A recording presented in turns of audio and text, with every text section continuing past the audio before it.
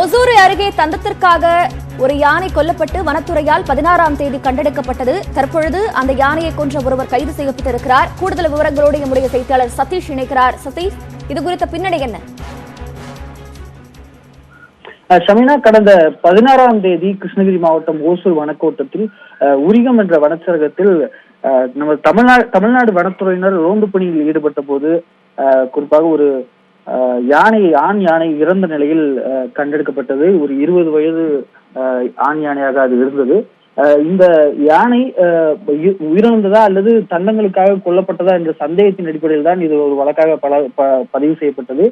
விசாரணையின் போதும் யானையின் உடற்கூறாய்வின் போதும் யானையானது இயற்கையாக உடல்நலக்குறைவால் மரணமடைந்து அதன் பின்னர் யாரோ அந்த யானையை பார்த்த யாரோ தந்தங்களை மட்டும் உருவி எடுத்து திருடி சென்றது கண்டறியப்பட்டது. உடற்கூறாய்வில் இந்த யானை வேட்டையாடப்படவில்லை, தந்தங்களுக்காக கொலை செய்யப்படவில்லை என்றும் உறுதியானது. இதன் அடிப்படையில் 3 பிரிவுகளின் கீழ் வன உயிரின பாதுகாப்பு சட்டத்தின் 3 பிரிவுகளின் கீழ் புகார் பதிவு செய்யப்பட்டு 3 தனிப்படை வனத்துறையினர் 3 தனிப்படை அமைத்து இந்த குற்றவாளியை தேடி வந்தனர். குறிப்பாக இந்த சம்பவம் நடந்த இடம் என்பது கர்நாடகாவுக்கும் தமிழ்நாட்டுக்கும் நடுவில் உள்ள எல்லை பகுதியான அடர்வன பகுதியாக இருந்ததால் குற்றவாளியை தேடுவதில் சில சிக்கல்கள் இருந்தது. இதன் காரணமாக கர்நாடகாவில் உள்ள வனத்துறையினர் மற்றும் அங்கு உள்ள சட்டம் ஒழுங்கு காவல்துறையினரும் உதவியை நாடி இந்த குற்றவாளிகளை பிடிக்க இந்த 3 தனிப்படையிலுமே கடந்த 3 நாட்களாக முயற்சி செய்து வந்தனர். இந்த நிலையில் நேற்று மதியத்திற்கு மேலாக கர்நாடக வனத்துறையிடமிருந்து ஒரு குறிப்பிட்ட நபரை சொல்லி அவர் குறிப்பாக அந்த உரியம் வனப்பகுதிக்கு கடந்த 2-3 நாட்களில் சென்று வந்தது தொடர்பாக ஒரு தகவல் கிடைத்து அதன் அடிப்படையில் நேற்று இரவு ஒரு நபர் கைது செய்யப்பட்டிருக்கிறார். அவர் பெயர் தம்மண்ணா. அவர் தமிழ்நாட்டை சேர்ந்தவர். அந்த பகுதியில் ஆடு மாடு மேய்க்கிறதுக்காக அந்த பகுதியில் சுற்றி வந்தவர். 2 நாட்களாக அவர் ஆடு மாடு மேய்க்க எங்கேயும் செல்லவில்லை. இந்த தகவல் கர்நாடக வனத்துறையிடமிருந்து கிடைக்கப்பட்டு நேற்று இரவே அந்த தம்மண்ணா என்பவர் கைது செய்யப்பட்டார்.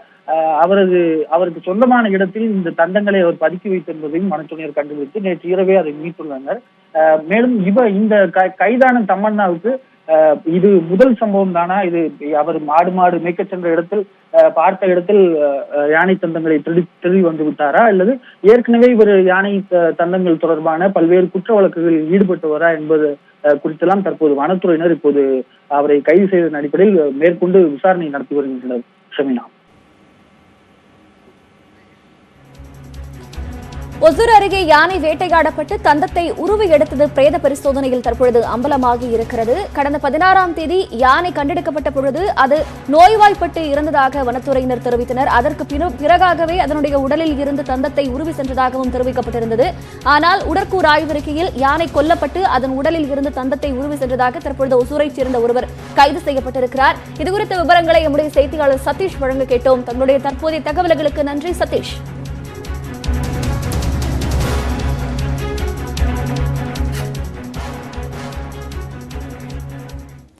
கந்தசஷ்டி விவகாரம் தொடர்பாக அவதூறு வீடியோ வெளியிட்ட கருப்பர் கூட்டத்திற்கு நடிகர் ரஜினிகாந்த் கண்டனம் தெரிவித்திருக்கிறார். இது தொடர்பாக ட்விட்டரில் பதிவிட்டிருக்கும் ரஜினி, கந்தசஷ்டி கவசத்தை மிக கேவலமாக அவதூறு செய்து பல கோடி மக்களின் மனதை புண்படுத்தி கொந்தளிக்க செய்து விட்டதாகவும் இந்த ஈனச் செயலை வாழ்க்கையில் மறக்க முடியாதபடி செய்தவர்கள் மீது துரிதமாக நடவடிக்கை எடுக்கப்பட்டுள்ளதாக தெரிவித்திருக்கிறார். மேலும் சம்பந்தப்பட்ட வீடியோக்களை தலையிட்டு நீக்கியதற்காக தமிழக அரசுக்கு மனமார்ந்த பாராட்டுக்களை தெரிவித்துக் கொள்வதாக அவர் கூறியுள்ளார். இனிமேலாவது மத துவேஷமும் கடவுள் நிந்தனையும் ஒழியணும் என்றும் குறிப்பிட்டிருக்கும் ரஜினி, எல்லா மதமும் சம்மதமே என்றும் முருகனுக்கு அரோகரா என தெரிவித்திருக்கிறார்.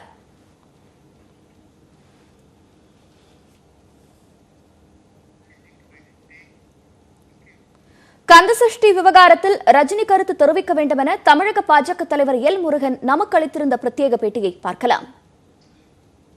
அண்ணன் ரஜினிகாந்த் அவங்க மிகப்பெரிய ஆன்மீகவாதி, தேசியவாதி. அவர் மட்டும் இல்லாமல் அத்தனை பேருமே இதுக்கு குரல் கொடுக்கணும் அப்படின்றது தான் என்னுடைய வேண்டுகோள். அத்தனை பேருமே குரல் கொடுக்கணும். இது கந்தசஷ்டி கவசம் தமிழ்நாட்டினுடைய தமிழ் கடவுளை இழிவுபடுத்தியிருக்கிறாங்க. அது யாராலையும் ஏற்றுக்கொள்ள முடியாது, தாங்கிக் கொள்ள முடியாது. அத்தனை அரசியல் தலைவர்களும் அதை கண்டிக்கணுன்றது என்னுடைய வேண்டுகோள். ராஜீவ்காந்தி கொலை வழக்கில் ஆயுள் தண்டனை அனுபவித்து வரும் 7 பேரின் விடுதலை விவகாரத்தில் ஆளுநர் முடிவெடுக்க தாமதிப்பது ஏன் என்றும் 1 வாரத்திற்குள் பதிலளிக்க தமிழக அரசிற்கு சென்னை உயர்நீதிமன்றம் உத்தரவிட்டுள்ளது. ராஜீவ் கொலை வழக்கில் ஆயுள் கைதியாக உள்ள பேரறிவாளன் சென்னை புழல் மத்திய சிறையில் அடைக்கப்பட்டுள்ளார். புழல் சிறையில் 50 கைதிகளுக்கு கொரோனா தொற்று உறுதி செய்யப்பட்டுள்ள நிலையில் பேரறிவாளனுக்கு கொரோனா தொற்று பாதிக்கும் அபாயம் இருப்பதால் அவருக்கு 90 நாட்கள் பரோல் வழங்கக் கோரி அவரது தாயார் அற்புதம்மாள் சென்னை உயர்நீதிமன்றத்தில் வழக்கு தொடர்ந்திருந்தார். இந்த மனு நீதிபதிகள் கிருபாகரன் மற்றும் வேலுமணி அமர்வில் விசாரணைக்கு வந்தது. அப்போது அரசு தரப்பில் கடந்த 2019ஆம் ஆண்டு நவம்பர் மாதம் பேரறிவாளனுக்கு 90 நாட்கள் பரோல் வழங்கப்பட்ட நிலையில் 2 ஆண்டுகளுக்கு பிறகுதான் மீண்டும் பரோல் வழங்க முடியும் என தெரிவித்தார்.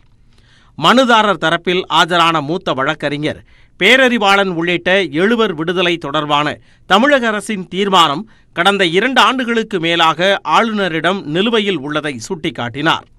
இதுபோன்ற சந்தர்ப்பங்களில் பரோல் வழங்க 2 ஆண்டுகள் வரை காத்திருக்க தேவையில்லை என ஏற்கனவே சென்னை உயர்நீதிமன்றம் தீர்ப்பு வழங்கியுள்ளதையும் சுட்டிக்காட்டினார்.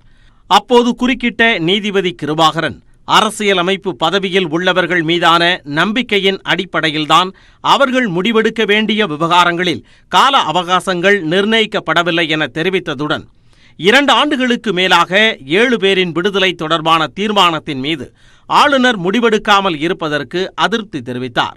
மேலும் 7 பேரின் விடுதலை தொடர்பாகவும் பேரறிவாளனுக்கு பரோல் வழங்குவது தொடர்பாகவும் பதிலளிக்க தமிழக அரசுக்கு 1 வார கால அவகாசம் வழங்கி வழக்கை வரும் 29ஆம் தேதிக்கு நீதிபதிகள் ஒத்திவைத்தனர். 7 விடுதலை விவகாரத்தில் ஆளுநரின் முடிவை கேட்டு தெரிவிக்க வேண்டும் என்று தமிழக அரசிற்கு உயர்நீதிமன்றம் உத்தரவிட்டிருப்பதாக பேரறிவாளன் தரப்பு வழக்கறிஞர் சிவக்குமார் தெரிவித்தார். நியூஸ் 18 தமிழ்நாடு தொலைக்காட்சிக்கு பேட்டியளித்தவர் நல்ல முடிவு வரும் என காத்திருப்பதாக கூறினார்.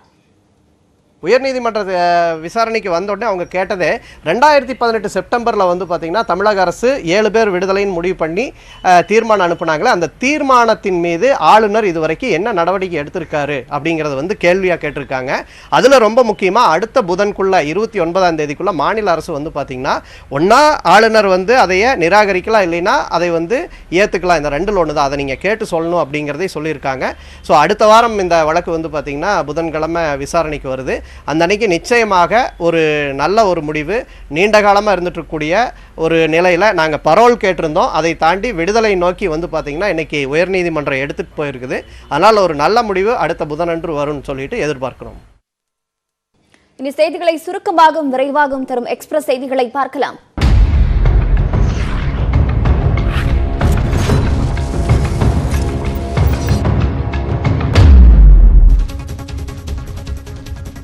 பொது நிவாரண நிதிக்கு 394 கோடி ரூபாய் நன்கொடை வந்திருப்பதாக தமிழக அரசு அறிவித்துள்ளது. கொரோனா வைரஸ் தடுப்பு நிவாரணப் பணிகளுக்காக முதலமைச்சர் பொது நிவாரண நிதிக்கு நன்கொடை அளித்தவர்களின் விவரங்களை அரசு வெளியிட்டுள்ளது. அதன்படி அதிகபட்சமாக தமிழ்நாடு மின்விசை நிதி நிறுவனம் 5 கோடி ரூபாயும், தமிழ்நாடு மின் உற்பத்தி மற்றும் பகிர்மான கழகம் 2 கோடியே 53 லட்சம் ரூபாயும் வழங்கியுள்ளன.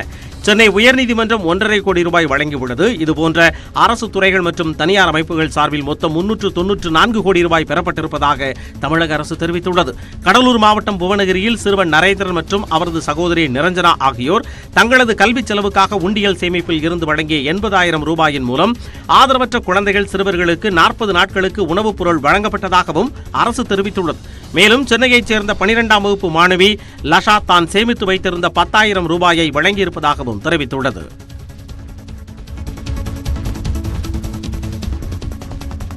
ராஜபாளையம் தொகுதி திமுக எம்எல்ஏ தங்கபாண்டியனுக்கு கொரோனா தொற்று உறுதியாகியுள்ளது. சட்டமன்ற உறுப்பினர் தங்கபாண்டியனின் மனைவி மற்றும் 2 மகன்களுக்கு கடந்த 15 நாட்களுக்கு முன் தொற்று உறுதியானதால் 3 பேரும் வீட்டிலேயே தனிமைப்படுத்திக் கொண்டனர். இந்நிலையில் தங்கபாண்டியன் கடந்த 19ஆம் தேதி கொரோனா பரிசோதனை மேற்கொண்டதில் அவருக்கு தொற்று இருப்பது தெரியவந்துள்ளது. இதையடுத்து மதுரையில் உள்ள தனியார் மருத்துவமனையில் அவருக்கு சிகிச்சை அளிக்கப்படுகிறது. தமிழகத்தில் எம்எல்ஏக்களில் முதன்முதலாக திமுக எம்எல்ஏ ஜே அன்பழகன் கொரோனாவால் உயிரிழந்தார். அதைத் தொடர்ந்து திமுக எம்எல்ஏக்கள் செஞ்சி மஸ்தான், கார்த்திகேயன் உட்பட 8 பேரும், அதிமுக தரப்பில் அமைச்சர்கள் தங்கமணி, செல்லூர் ராஜு உட்பட 8 எம்எல்ஏக்கள் தொற்று பாதிப்புக்கு ஆளாகியுள்ளனர். இதன் மூலம் தமிழகத்தில் கொரோனாவால் பாதிக்கப்பட்ட எம்எல்ஏக்களின் எண்ணிக்கை 17ஆக அதிகரித்துள்ளது. தமிழகத்தில் 5% குறைவாக கொரோனா பாதிப்பு உள்ள 21 மாவட்டங்களில் தொகுப்பு பரிசோதனை செய்ய சுகாதாரத்துறை உத்தரவிட்டுள்ளது. 1க்கும் மேற்பட்டவர்களிடம் இருந்து மாதிரிகளை எடுத்து அதை ஒன்றாக கலந்து கொரோனா பரிசோதனை செய்யப்படும். அதில் நெகட்டிவ் என வந்தால் மாதிரிகள் எடுக்கப்பட்ட அனைவருக்கும் தொற்று இல்லை என உறுதி செய்து கொள்ளலாம். பாசிட்டிவ் என வந்தால் பாதிக்கப்பட்டவர் யார் என்பதை அறிய மாதிரி கொடுத்த அனைவருக்கும் தனித்தனியாக பரிசோதனை நடத்தப்படும். இந்த தொகுப்பு பரிசோதனை முறையால் கிட்களின் பயன்பாடு குறைந்து பரிசோதிக்கப்படும் நபர்களின் எண்ணிக்கை அதிகரிக்கும்.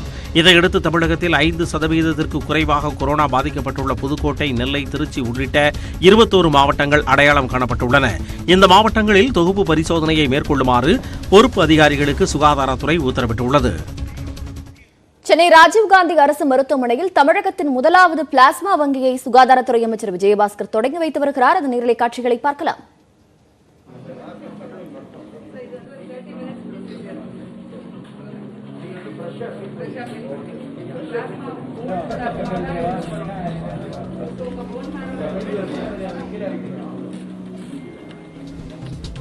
சென்னை ராஜீவ்காந்தி அரசு மருத்துவமனையில் தமிழகத்தின் முதலாவது பிளாஸ்மா வங்கியை தமிழக சுகாதாரத்துறை அமைச்சர் விஜயபாஸ்கர் தற்பொழுது திறந்து வைத்திருக்கிறார். அந்த காட்சிகளை பார்த்துக் கொண்டிருக்கிறோம்.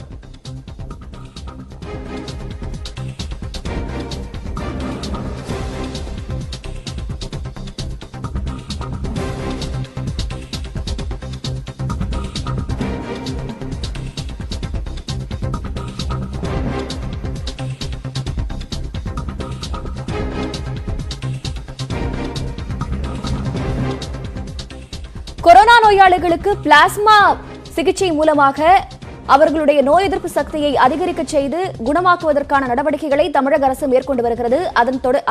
அதன் தொடர்ச்சியாக சென்னை ராஜீவ்காந்தி மருத்துவமனையில் தற்பொழுது முதலாவது பிளாஸ்மா வங்கி தொடங்கப்பட்டிருக்கிறது. கூடுதல் விவரங்களோடு நம்முடைய சிறப்பு செய்தியாளர் சாரதா இணைகிறார். சாரதா, விவரங்கள். சென்னை ராஜீவ்காந்தி அரசு மருத்துவமனையில் பிளாஸ்மா வங்கி தொடங்கப்பட்டு இருக்கிறது. சென்னை ராஜீவ்காந்தி அரசு மருத்துவமனையில் தான் முதல் முறையாக பிளாஸ்மா சிகிச்சையும் கூட வழங்கப்பட்டது. கொரோனாவிலிருந்து மீண்டு வந்த சென்னை நபர் ஒருவருக்கு இந்த பிளாஸ்மா சிகிச்சை முதலில் சோதனை முறையில் வழங்கப்பட்டது. தற்பொழுது பலர் தமிழகத்தில் கொரோனாவிலிருந்து மீண்டு வந்து எதிர்ப்பு சக்தி அவர்களுக்கு இருக்கக்கூடிய நிலையில் பிளாஸ்மா சிகிச்சை நல்ல முன்னேற்றத்தை தருகிறது என்று பல இடங்களில் நடைபெற்ற பரிசோதனை முடிவுகள் தெரிந்து வந்திருக்கக்கூடிய நிலையில் தற்பொழுது பிளாஸ்மா வங்கி அங்கு தனியே தொடங்கப்படுகிறது. சென்னை ராஜீவ்காந்தி அரசு மருத்துவமனையை பொறுத்த வரைக்கும் அதிநவீன வசதிகள் கொண்ட ரத்த வங்கி அங்கே இருக்கிறது. பிளாஸ்மா தானத்தை பொறுத்த வரைக்கும் ரத்தத்திலிருந்து பிளாஸ்மா தனியாக பிரித்து எடுக்கப்பட்டு மீண்டும் அந்த கொடையாளிக்கு ரத்தத்தினுடைய மற்ற கூறுகள் உடம்புக்குள்ளே செலுத்தப்படும். அந்த இதனை செய்யக்கூடிய கருவிகள் கொண்ட உயர்ந்த அதிநவீன ரத்த வங்கி சென்னை ராஜீவ்காந்தி அரசு மருத்துவமனையில் இருக்கிறது.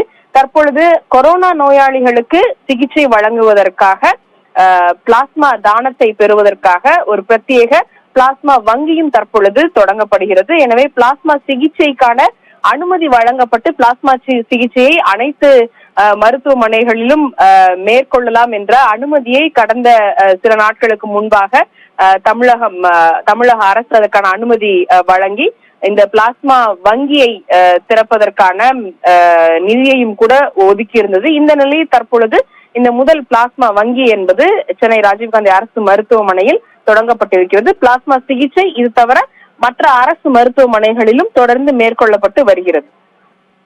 தமிழகத்தின் முதல் பிளாஸ்மா வங்கி சென்னை ராஜீவ்காந்தி அரசு மருத்துவமனையில் தற்பொழுது தொடங்கப்பட்டிருக்கிறது. அதனை சுகாதாரத்துறை அமைச்சர் விஜயபாஸ்கர் தொடங்கி வைத்திருக்கிறார். இதுகுறித்த விவரங்களை நம்முடைய செய்தியாளர் சாரதா வழங்க கேட்டோம். தங்களுடைய தகவல்களுக்கு நன்றி சாரதா. தொடர்ந்து எக்ஸ்பிரஸ் செய்திகளை பார்க்கலாம்.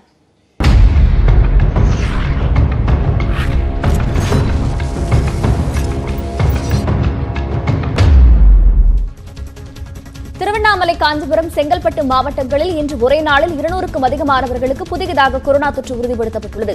செங்கல்பட்டு மாவட்டத்தில் இன்று 247 பேர் கொரோனாவால் பாதிக்கப்பட்டிருப்பதால் அங்கு பாதிப்பு எண்ணிக்கை 10,536 அதிகரித்துள்ளது. அதேபோல திருவண்ணாமலையில் மேலும் 210 பேரும், தேனியில் 188 பேரும் கொரோனா தொற்றால் பாதிக்கப்பட்டிருக்கிறார்கள். காஞ்சிபுரத்தில் இன்று 296 பேர் தொற்று உறுதிப்படுத்தப்பட்டதன் மூலம் அங்கு கொரோனா தொற்றால் பாதிக்கப்பட்டவர்களின் எண்ணிக்கை 5,658 அதிகரித்துள்ளது. திருவாரூரில் 5 வயது குழந்தை உட்பட 60 பேருக்கு புதியதாக தொற்று கண்டறியப்பட்டுள்ளதால் அங்கு பாதிப்பு 1000 கடந்துள்ளது. நாமக்கல்லில் மருத்துவர் உட்பட 42 பேருக்கு வைரஸ் தொற்று கண்டறியப்பட்டுள்ளது. வெளிநாடுகளில் சிக்கியுள்ள தமிழர்களை தாயகம் அழைத்து வர வந்தே பாரத் திட்டத்தின் கீழ் 58 விமானங்கள் இயக்கப்படுவதாக சென்னை உயர்நீதிமன்றத்தில் மத்திய அரசு கூறியுள்ளது. ஜூலை 20ஆம் தேதி முதல் ஆகஸ்ட் 5ஆம் தேதி வரை இந்த விமானங்கள் இயக்கப்படுகின்றன. சொந்த ஊர் திரும்ப விரும்பும் தமிழர்களுக்கு விமானம் தரையிறங்க அனுமதி வழங்க உத்தரவிடக் கோரி திமுக சார்பில் TKS இளங்கோவன் உயர்நீதிமன்றத்தில் வழக்கு தொடர்ந்தார். இதனை நீதிபதிகள் MM சுந்தரேஷ், ஹேமலதா அடங்கிய அமர்வு விசாரித்தது. அப்போது மத்திய அரசு சார்பில் கூடுதல் சொலிசிட்டர் ஜெனரல் சங்கரநாராயணன் ஆஜரானார். அப்போது 58 விமானங்கள் இயக்கப்படுவதாகவும் இதில் 41 விமானங்கள் சென்னைக்கும், 11 விமானங்கள் திருச்சிக்கும், 4 கோவைக்கும், 2 மதுரைக்கும் இயக்கப்படும் என்று தெரிவித்தார். இதையடுத்து வழக்கின் விசாரணையை 30ஆம் தேதிக்கு நீதிபதிகள் ஒத்திவைத்தனர். சிவகங்கை மாவட்டம் தேவகோட்டை அருகே தானுச்சாவூரடி என்ற ஊரில் ராஜபாண்டி என்பவரின் வீட்டில் அடையாளம் தெரியாத நபர்கள் கையெறி குண்டை வீசினர்.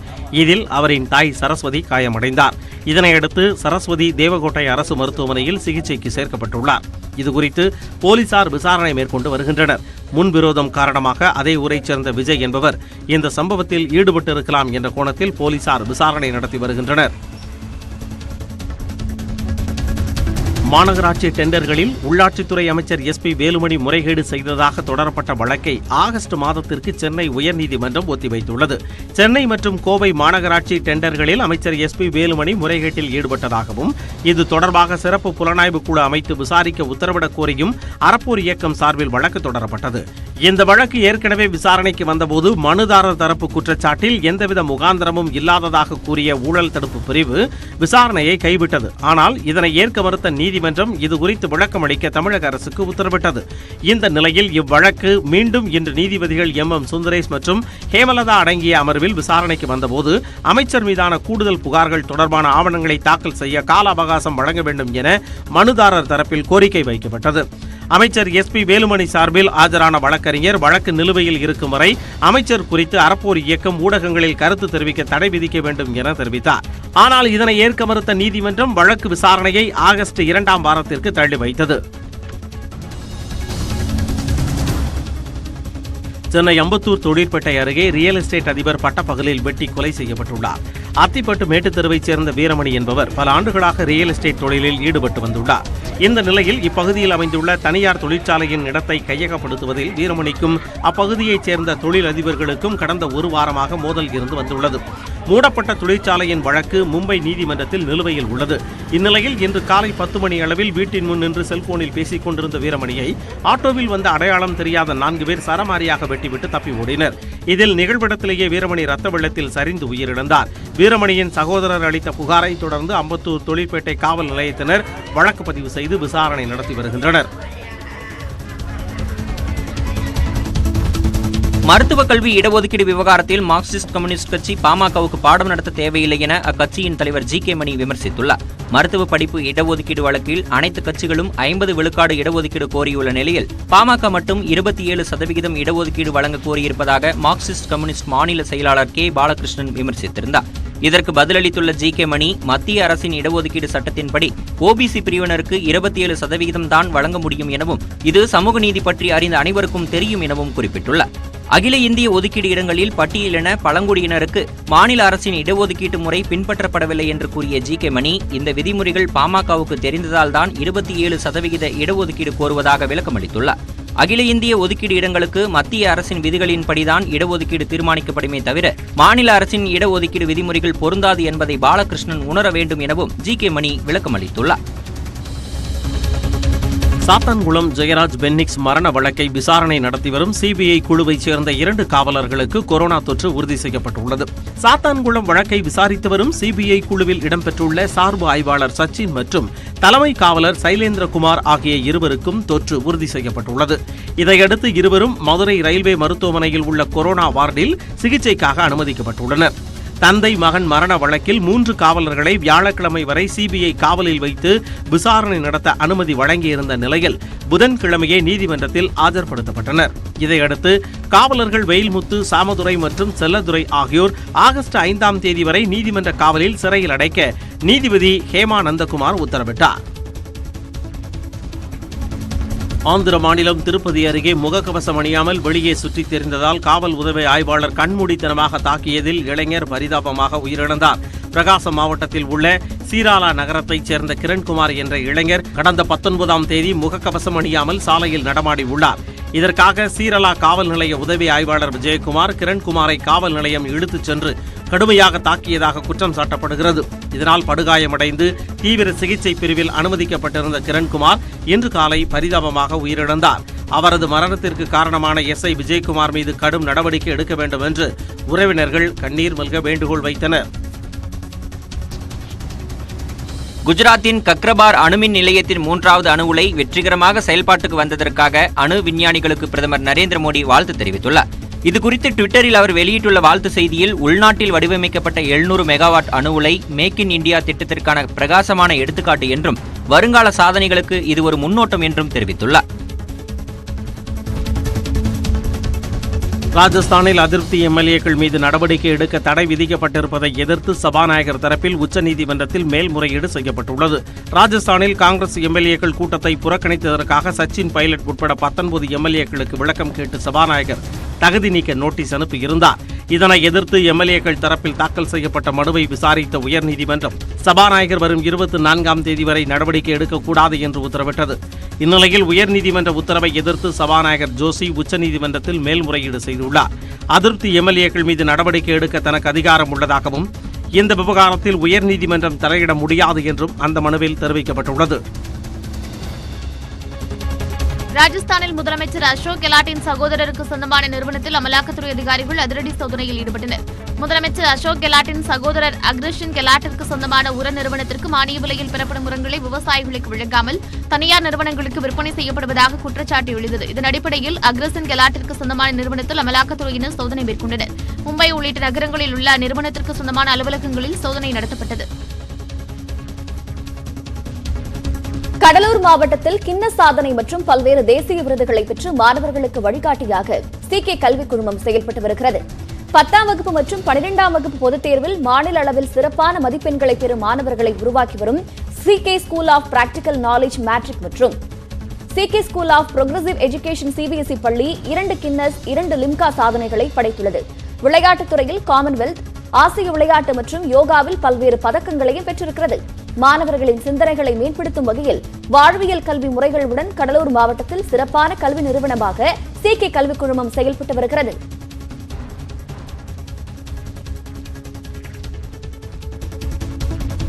சீனாவின் சினோவேக் நிறுவனம் தயாரித்த கொரோனா தடுப்பு மருந்து இறுதிக்கட்ட பரிசோதனையை எட்டியுள்ளது. சினோவேக் நிறுவனம் பிரேசிலின் பொது சுகாதாரத்துறையுடன் இணைந்து மனிதர்களுக்கு மருந்தை செலுத்தி பரிசோதித்து வருகிறது.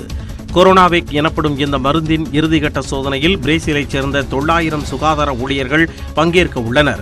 இதன் முடிவுகள் 3 மாதங்களுக்குள் கிடைக்கும் என்று சாப்பாலோ மாநில ஆளுநர் ஜோ டோரியா தெரிவித்துள்ளார்.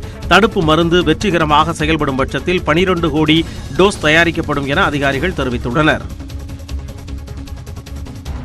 மெக்சிகோவில் தன்னை நெருங்கி நின்ற கரடியுடன் பதற்றமின்றி இளம்பெண் ஒருவர் செல்ஃபி எடுத்துக்கொண்ட வீடியோ சமூக வலைதளங்களில் வேகமாக பரவி வருகிறது. சிபின்க் உயிரியல் பூங்காவை சுற்றி பார்ப்பதற்காக சென்ற 3 பெண்கள் ஒரு கரடி தங்களை நெருங்கி வருவதை கண்டதும் அசையாமல் நின்றனர். ஒரு பெண்ணின் அருகில் வந்த கரடி எழுந்து நின்று அவரை முகரத் தொடங்கியது. அப்போது சற்றும் பயப்படாமல் அந்த பெண் கரடியுடன் செல்ஃபி எடுத்துக்கொண்டார். பின்பு சில நொடிகள் அவருடன் விளையாடிய கரடி அமைதியாக தன் வழியே சென்று விட்டது.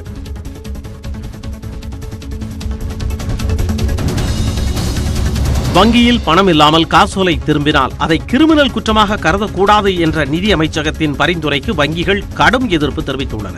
காசோலை பணம் இல்லாமல் திரும்பும் போது அது தொடர்பாக குற்றவியல் நடவடிக்கை எடுக்காவிட்டால் வேண்டுமென்றே கடன் தவணையை செலுத்தாமல் விடுபவர்களின் எண்ணிக்கை பன்மடங்கு அதிகரிக்கும் என வங்கிகள் அச்சம் தெரிவித்துள்ளன.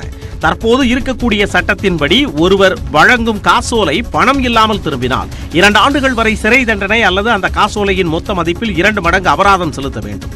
இதனை தளர்த்த வேண்டும் என்று நிதி அமைச்சகம் வழங்கிய பரிந்துரைக்கு வங்கிகள் எதிர்ப்பு தெரிவித்துள்ளன. சென்னையில் வடிவேலு சினிமா பாணியில் அரிசி கடையில் விலை கேட்பது போல கல்லாப்பேட்டையில் இருந்த 75,000 ரூபாய் பணத்தை இருவர் திருடிச் சென்றிருக்கிறார்கள். நூதன கொள்ளையர்கள் சிக்குவார்களா? சிசிடிவி பொருத்தப்படாத அந்த கடையை குறிவைத்து கொள்ளை நடந்தது எப்படி? சென்னை தரமணியைச் சேர்ந்த சந்திரன் தரமணி வேளச்சேரி பிரதான சாலையில் அரிசி கடை நடத்தி வருகிறார். அவரது கடையில் அரிசி வாங்குவது போல் இருவர் செவ்வாய்க்கிழமை கடைக்கு சென்றுள்ளனர். கடையில் உரிமையாளர்கள் சந்திரன் மட்டும் தனியாக இருந்த நிலையில் பல அரிசி பெயர்களை குறிப்பிட்டு அதன் விலையை கேட்டுள்ளனர். அப்பொழுது உரிமையாளரிடம் இல்லாத அரிசியை கேட்டு உள்ளே சென்று இருக்கிறதா என பார்க்கச் சொல்லி உள்ளனர். வாடிக்கையாளர்கள் என நினைத்து தேடி பிடித்து அவர்கள் கேட்ட அரிசி மூட்டையை சந்திரன் எடுத்து வந்துள்ளார். அரிசியின் விலையை கேட்டுவிட்டு பணத்தை ஏடிஎம்மில் சென்று எடுத்து வருவதாக கூறிவிட்டு ஒருவர் சென்றுள்ளார். வெகு நேரமாகியும் ஏடிஎம் சென்றவர் கடைக்கு திரும்பவில்லை. இதனிடையே அங்கிருந்த மற்றொருவரும் நைஸாக நகர்ந்துள்ளார். பணம் எடுக்கச் சென்ற இருவரும் வராத நிலையில் யதார்த்தமாக கல்லாப்பெட்டியை திறந்து பார்த்தபோது சந்திரனுக்கு அதிர்ச்சி காத்திருந்தது. கல்லாப்பெட்டியில் இருந்த 75,000 ரூபாய் பணம் காணாமல் போயிருப்பது சந்திரனுக்கு தெரிய வந்துள்ளது. இதையடுத்து அரிசி வாங்குவது போல் வந்த இருவரும் கொள்ளையில் ஈடுபட்டதை அறிந்த சந்திரன் கொள்ளை சம்பவம் தொடர்பாக தரமணி காவல் நிலையத்தில் புகார் அளித்தார். அரிசி கேட்டாங்க, பச்சரிசி கேட்டாங்க. பச்சரிசி 2 பேக்கெட் தந்தேன். எத்தாந்த உடனே அது வேண்டாம், வேற பிராண்ட் எடுத்துனாங்க. வேற பிராண்ட் எடுத்தேன். அது எத்தாந்த உடனே பிரியாணி அரிசி கேட்டாங்க. பிரியாணி அரிசி கேட்டது எவ்வளோ ரேட்டுன்னு கேட்டாங்க. 2,250 குறைக்க முடியாதான்னு கேட்டாங்க. குறைக்க முடியாத ஒரு ரேட்டுன்னு அப்புறம் ஒன்று தந்தாங்க. 2 தந்தேன். இன்னொன்று தாங்கன்னாங்க. இன்னொன்று வந்து ஒரே பிராண்டு 3 பிராண்டு கிடையாது, 3 பேக்கெட்டில் 2 தான் இருக்குது. வேறு பிராண்ட் ஒன்றா 100 பேக்கெட் இருக்குன்னு. சரி அப்போ எடுத்துட்டோம். அது எத்தனை வச்சேன் எல்லாம் டோட்டலாம் போட்டு எவ்வளோன்னு சொல்ல சொன்னாங்க. டோட்டல் போட்டு 7,830 ரூபா சொன்னேன். ஏடிஎம்ல போய் எடுத்து வரமான்னு சொல்லிட்டு ஒருத்தர் ஃபர்ஸ்ட் டீ ஷர்ட் போட்டவர் போயிட்டாங்க. ரெண்டாவது இவர் இன்னொருத்தர் இருந்தவரை சாம்பிள் பிரியாணி ஒன்று இருந்தது, அது 1 கிலோ போட்டு வைங்க, நானும் போயிட்டு இருந்தேன்னு சொல்லிட்டு போனார். அவ்வளோதான் சார். புகாரின் அடிப்படையில் வழக்கு பதிவு செய்த போலீசார் அருகில் உள்ள கடை மற்றும் சாலையில் பாதுகாப்பிற்காக பொருத்தி உள்ள சிசிடிவி கேமரா காட்சிகளை கைப்பற்றி ஆய்வு செய்து வருகின்றனர். உலகளவில் கொரோனா வைரஸால் பாதிக்கப்பட்டோரின் எண்ணிக்கை 1,51,00,000 கடந்துள்ளது. மொத்த உயிரிழப்பு 6,20,000 தாண்டியுள்ளது. கொரோனாவால் உலகிலேயே அதிக பாதிப்பை சந்தித்துள்ள அமெரிக்காவில் மட்டும் பாதிக்கப்பட்டவர்களின் எண்ணிக்கை 40 லட்சத்தை கடந்துவிட்டது. பிரேசிலில் 21,66,000 கடந்து பாதிப்பு கணிசமாக அதிகரித்து வருகிறது. 3ஆம் இடத்தில் உள்ள இந்தியாவில் பாதிப்பு எண்ணிக்கை 12 லட்சத்தை நெருங்குகிறது. 4ஆம் இடத்தில் உள்ள ரஷ்யாவில் பாதிப்பு 8 லட்சத்தை நெருங்கி வருகிறது. கடந்த சில நாட்களாக அசுர வேகத்தில் பரவி வரும் கொரோனாவால் தென்னாப்பிரிக்காவில் பாதிப்பு எண்ணிக்கை 4 லட்சத்தை நெருங்குகிறது. இதனால் 5வது இடத்தில் தென்னாப்பிரிக்கா உள்ளது. பெரு, மெக்சிகோ, சிலி, ஸ்பெயின், பிரிட்டன் ஆகியவை அதிக பாதிப்பை சந்தித்துள்ள நாடுகளின் பட்டியலில் அடுத்தடுத்த இடங்களில் உள்ளன. உலகளவில் பெருந்தொற்றிலிருந்து மீண்டோரின் எண்ணிக்கை 91 லட்சமாக அதிகரித்துள்ளது.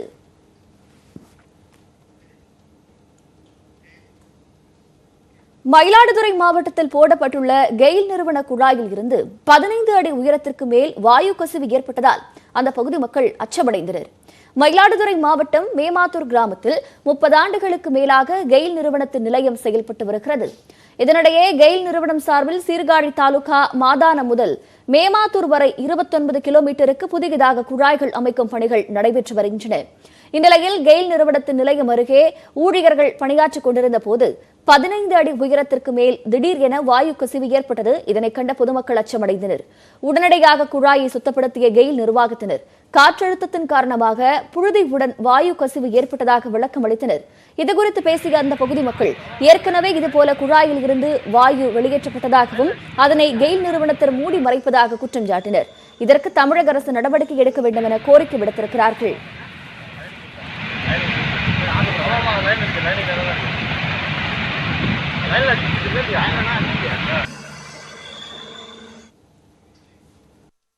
இந்த மேமாத்தூர் ஜங்ஷன் என்பது எல்லா கேஸ் லைன் கெயில் பைப் லைனையும் இணைக்கக்கூடிய பகுதிங்க. இது முக்கியமான பகுதி. இது மிக மிக ஆபத்தான பகுதி.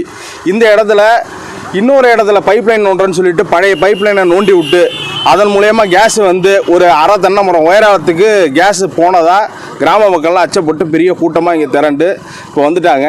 இங்கே என்ன ஆயிடுச்சுன்னா அவங்க நிர்வாகத்திட்ட கேட்குறப்ப இல்லை நாங்கள் கம்ப்ரஸர் வச்சு ஊதுனோம், அதனால தான் இந்த புகை மாதிரி வந்தது அப்படின்னு சொல்லிட்டு இப்போ அது வரல, நிறுத்திட்டாங்க. நிர்வாகத்திட்ட கேட்குறப்ப அது கம்ப்ரஸரை வச்சு புகை தான் வந்துச்சுன்னு சொல்கிறாங்க. ஆனால் இங்கே பகுதி மக்கள்லாம் கேஸ் லீக் ஆகிட்டுங்க அப்படிங்கிறாங்க.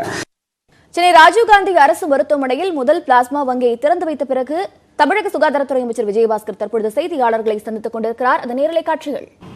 செயல்பாடுகளை மாண்புமிகு தமிழ்நாடு முதலமைச்சர் அவர்கள் தொடர்ந்து ஆக்கமும் ஊக்கமும் அளித்து வருகிறார். அந்த வகையில் எல்லோருமே எதிர்பார்த்து கொண்டிருந்த இந்த பிளாஸ்மா வங்கி இன்றைக்கு மாண்புமிகு முதலமைச்சர் அவர்கள் 2,34,00,000 ரூபாய் சிறப்பு நிதி ஒதுக்கீட்டின் பேரில் இன்றைக்கு பொதுமக்களுக்கு அர்ப்பணிக்கப்பட்டிருக்கிறது. ஏற்கனவே இந்த பிளாஸ்மா வங்கி என்பது மத்திய அரசினுடைய ICMR நிறுவனத்தின் சார்பாகவும் அதேபோல் DGS என்று சொல்லக்கூடிய director general of drug administration அவங்க சார்பாகவும் ட்ரையல் பேசிஸில் நடந்தது. இப்பொழுது ட்ரையல் வெற்றிகரமாக முடிந்து இன்றையிலிருந்து ஆஃப்லைனில், அதாவது யார் வேணாலும் இன்றைக்கு பொதுமக்களுக்கு அர்ப்பணிக்கப்பட்டிருக்கிறது. இன்று பிளாஸ்மாவுடைய டோனர் 2 பேர் இன்றைக்கி ஸ்டார்ட் பண்ணிக்கிறாங்க. ஸோ ஒரே நேரத்தில் இந்த பிளாஸ்மா வங்கியில் 7 பேர் தங்களுடைய பிளாஸ்மா தானம் கொடுக்கக்கூடிய அளவுக்கு சிறப்பு வசதிகள் செய்யப்பட்டிருக்கின்றன. ஆக தமிழ்நாட்டில் பிளாஸ்மா சிகிச்சை வெற்றியடைந்திருக்கிறது என்ற நல்ல செய்தியை நான் பத்திரிகை ஊடகத்துறை நண்பர்களிட அன்போடு நான் தெரிவித்துக் கொள்ள கடமைப்பட்டிருக்கின்றேன். பொதுவாக ஒருத்தர் பாசிட்டிவ் ஆகி அதுக்கப்புறம் அவர் குணமாகி திருப்பி அவருக்கு நெகட்டிவ் டெஸ்ட் வந்ததுக்கப்புறம் 14 நாட்கள் 14 டேஸ்க்கு அப்புறம் வேறு எந்த கோமார்பிடிட்டி இருக்கக்கூடாது. ஏற்கனவே அதாவது இரத்த தானம் செய்வதற்கு யாரெல்லாம் தகுதி உடையது என்று ஒரு சில பேராமீட்டர்ஸ் இருக்குது. இப்போ டயபிட்டிஸ், ஹைப்பர் டென்ஷன் போன்ற வேறு கோமார்பிடிட்டி இல்லாதவங்க 14 நாட்களுக்கு பிறகு இந்த பிளாஸ்மா தானம் செய்வதற்கு தகுதியுடையவர்கள் ஆகிறார்கள். ஆக இந்த பிளாஸ்மாவை நம்ம 40 டிகிரி செல்சியஸ் அளவிற்கு ஃப்ரீசரில் குளிர் நிலையில் வச்சுருப்போம்.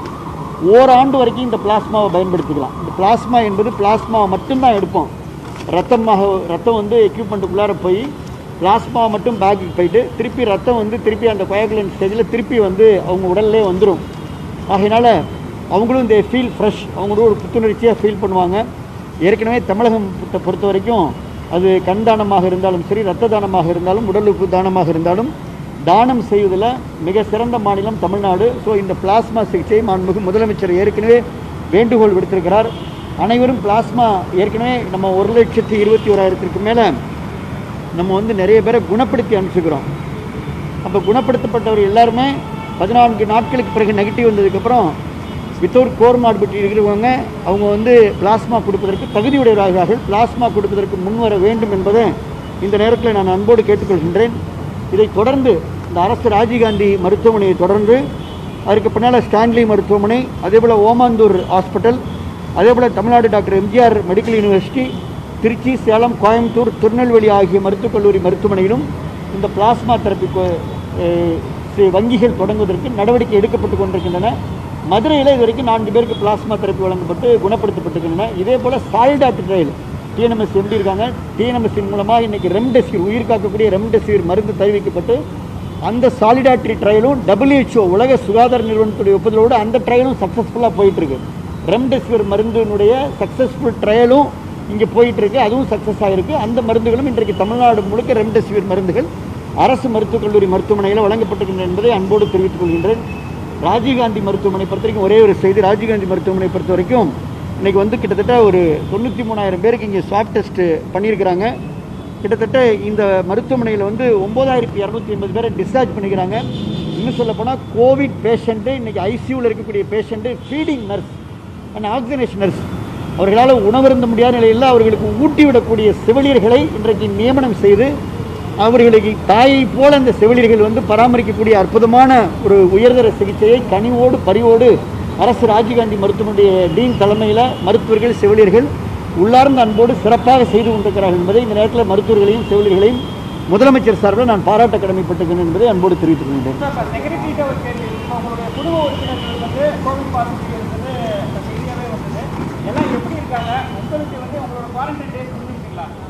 ஃபர்ஸ்ட் ஆஃப் ஆல் எல்லாருக்கும் என்னோட நன்றிங்க. இவ்வளோ தூரம் எல்லோரும் எங்கள் குடும்பத்தினருக்காக நம்ம அவங்களோட பெஸ்ட் விஷஸ் கொடுத்துருக்காங்க. என்னோட பர்சனல் விருப்பம் ரொம்ப தெளிவாக சொல்கிறேங்க.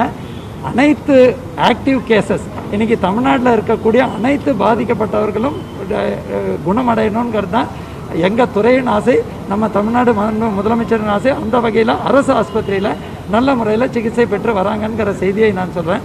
என்னை பொறுத்தவரை அவங்க முதல்ல டிடெக்ட் ஆன உடனே நாங்கள் வந்து டெஸ்ட் பண்ணதை 3 டெஸ்ட்டில் நெகட்டிவாக வந்ததுனால நமக்கு குவாரண்டைன்கிறது டெஸ்ட் பண்ணாமல் இருக்கிறவங்களுக்கு குவாரண்டைன் வரும். சுகாதாரத்துறையில் பல களப்பணியாளர்கள் அவங்க தொடர்ந்து பணியாற்றும் பொழுது அந்த குவாரண்டைன்கிறது வந்து டெஸ்ட்டில் நமக்கு ரிசல்ட் வந்துடுது, நமக்கு நெகட்டிவ்னுங்கிறதுனால இந்த பாதுகாப்போடு நாங்கள் அந்த பணியாற்றி கொண்டிருக்கோம். டாக்டர், அதே மாதிரி வந்து அந்த சென்னையில் உள்ள அந்த கோவிட் மரணங்கள் வந்து குறைத்து எண்ணிக்கை வந்து குறைத்து கூறப்பட்டதாக கடந்த சில நாட்களுக்கு புகார் இருந்தது. அது தொடர்பாக விசாரணை நடத்தப்பட்டு சொன்னீங்க. அந்த ரெகன்சிலேஷன் கமிட்டியோட விசாரணை முடிஞ்சிட்டா அந்த விவரங்கள் இருக்கு? இல்லை, அது வந்து ஆக்சுவலாக இந்த பிளாஸ்மா ஃபஸ்ட்டு நான் சொல்லிடுறேங்க. பிளாஸ்மா வங்கி ரிசல்ட்டுக்கு நமக்கு மிக முக்கியமான ட்ரீட்மெண்ட் ஆங்கிளில் அதற்கான இந்த ப்ரெஸ் கான்ஃபரன்ஸை நீங்கள் ஒரு முக்கியமான செய்தி, அதை தயவுசெய்து எல்லா பத்திரிகை ஊடகங்கள் கேரி பண்ணி பொதுமக்களுக்கு நம்பிக்கை ஊட்டும் வகையில் செயல்படணும். இன்னொரு வகையில் நீங்கள் வந்து இன்னொரு முக்கியமான கேள்வி கேட்டிருக்கீங்க. தமிழ்நாடு அரசை பொறுத்தவரை முழுமையாக வெளிப்படையாக இருக்கணும் என்ற அடிப்படையில் தான் ஏற்கனவே அவங்க என்ன பண்ணியிருக்காங்கன்னாக்கா, நம்மளோட மத்திய அரசோட கைட்லைன்ஸ் இருக்கு, guidance for appropriate recording of covid deaths. அந்த அடிப்படையில் டாக்டர் வடிவேல் தலைமையில் ஒரு குழு அமைக்கப்பட்டு இந்த டிஃபரன்ஸு, தட் இஸ் பரியல் கிரவுண்டில் ரெக்கார்ட் ஆகக்கூடிய கோவிட் டெத், அதுவும் கோவிட் டெத்துன்னு போடுறதும், அதே மாதிரி 102க்கு மேலே இருக்கிற மருத்துவமனை சொல்ல டெத்ஸில் இருக்கிற டிஃப்ரென்ஸை ஆராய்ந்து அவங்க வந்து அதில் ஒரு ஃபிகர், அந்த ஃபிகரை மட்டும் பண்ணாமல் எக்ஸ்பேண்ட் பண்ணுங்க. மார்ச் 1ஆம் தேதியிலேருந்து இது வரைக்கும் உள்ள ஒரு 444 டெத்ஸ், இது அனைத்தும் மருத்துவர்களோட கணிப்பில் கோமார்பிடிட்டி, இது வந்து கோவிட்னால் அல்ல அப்படிங்கிற கருத்து இருந்த போதிலும் அரசு வந்து இந்த நம்ம மத்திய அரசோட கைட்லைன் படி என்ன அண்டர்லைங் காஸ் ஆஃப் டெத்தாக இருந்தால் கூட கோவிட் டெத்துன்னு ரெக்கார்ட் பண்ணுறதுக்காக 444 டெத்ஸை கண்டறிந்து அதை நம்மளோட புல்லட்டினில் ரிலீஸ் பண்ணிவிடுவாங்க. இல்லைங்க, கோவிட் பாசிட்டிவ்னு டெஸ்ட் எடுத்தால் மத்திய அரசோட கைடன்ஸு, மத்திய உலக சுகாதார நிறுவனத்தோட கைடன்ஸ் என்னென்னா, தற்பொழுது இந்த புதிய நோயின்கிறதுனால வேறு எந்த அண்டர்லைங் காஸ் ஆஃப் டெத்தாக இருந்தாலும், மாரடைப்பாக இருக்கலாம், பிரஸ்ட் கேன்சராக இருக்கலாம், அதே மாதிரி லுக்கேமியா இருக்கலாம், 2 பேர் சூசைட் பண்ணிட்டாங்க. அந்த கேஸ்லையும் நம்ம பண்ணோம். பல காரணங்கள், சிலது வந்து என்ன இருக்குனாக்கா லேட்டாக, தட் இஸ் டெஸ்ட் பண்ணுறதுக்கு முன்னாடியே அவங்க இறந்துருக்காங்க. அந்த மாதிரி உள்ள அனைத்து காரணங்களும் இந்த வல்லுநர் குழு ஆராய்ந்து மாநில அரசுக்கு தன்னோட ரிப்போர்ட்டு கொடுத்து, மாநில அரசு வந்து நம்மளோட உலக சுகாதார நிறுவனத்தோடும் மத்திய அரசோட கைட்லைன் படி இந்த 404ஐயும் அவங்க மருத்துவர் வந்து அவங்களோட கணிப்பில் இதை கோவிட் டெத்தாக அதை அவங்க வந்து டிபிஹெச்சுக்கு ரிப்போர்ட் அனுப்பாத கேஸையும் நம்ம வந்து இதை டிக்ளேர் பண்ணி சேர்த்துக்கலான்ங்கிற அறிக்கையை கொடுத்து அது நம்மளோட இதில் ரிசல்ட் நம்ம ப்ரெஸ் ரிலீஸில் சேர்க்கப்படும்.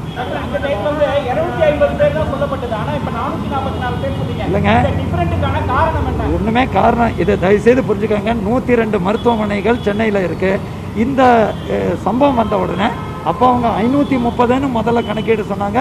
அதில் பார்த்து அதை இந்த கமிட்டி ஆராயும் போது இந்த கமிட்டியே தன்னோட ஸ்கோப்பை எக்ஸ்பேண்ட் பண்ணி மார்ச் 1ஆம் தேதியிலேருந்து ஜூலை மிடில் வரைக்கும் உள்ள அனைத்து இறப்புகளையும் பரியல் கிரவுண்டு கணக்கை மாநகராட்சியிலேருந்து பெற்று, அதே மாதிரி நம்ம ஒவ்வொரு மருத்துவமனையிலேருந்தும் அவங்க எவ்வளோ பேர் தன்னோட அறிக்கையை கொடுத்துருக்காங்க, ப்ரெஸ் ரிலீஸில் எவ்வளோ வந்திருக்குன்னு பார்த்து எக்ஸ்பர்ட் கமிட்டி அனலைஸ் பண்ணி அதுக்குள் உள்ள 444 ஃபிகரை ஐடென்டிஃபை பண்ணி டிக்ளேர் பண்ணியிருக்காங்க.